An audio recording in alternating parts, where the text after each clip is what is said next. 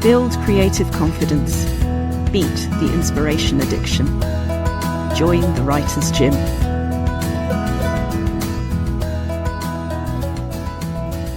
Many years ago, before the Writer's Gym was a membership, let alone a podcast, I was running a workshop in Earls Court, and I had a lovely, lovely group of writers, and it was a really nice atmosphere.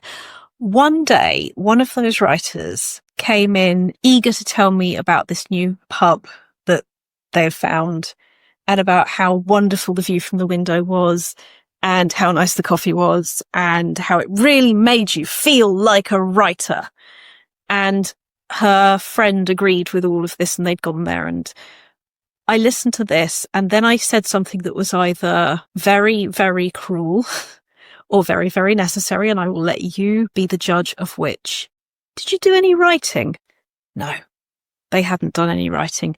They had talked about how much it made them feel like writers, but it hadn't inspired them to write.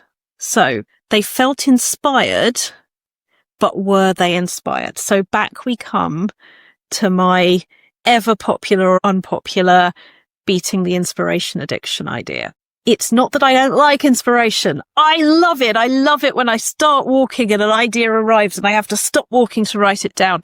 It is absolutely what I want every day to be like. To be honest, beautiful views from pubs are also pretty much what I want every day to be like. But what makes us write and what makes us feel like a writer are sometimes the same thing and sometimes not. And our job is to be in charge of narrowing that gap. Not waiting for the inspiration to do it, but being in charge of it.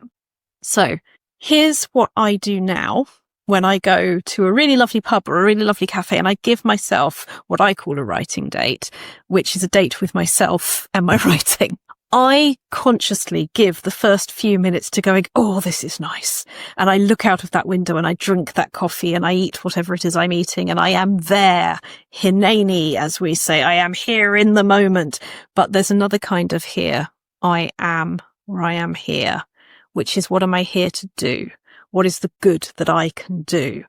And in the writing example, the good that I can do is to truthfully get this stuff out of my head.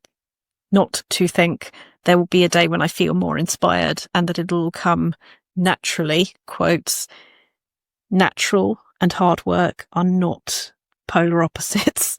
They are both completely necessary for the process.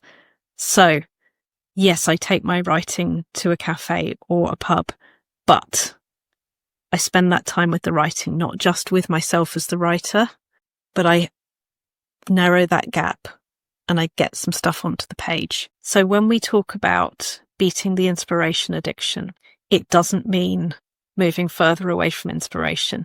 I'd say the most direct steps I've taken towards inspiration are when I've understood it's not about a right or wrong answer. It's about curiosity. It's about allowing yourself to get something onto the page that is not finished and is not ready, and maybe I don't even know where it's going.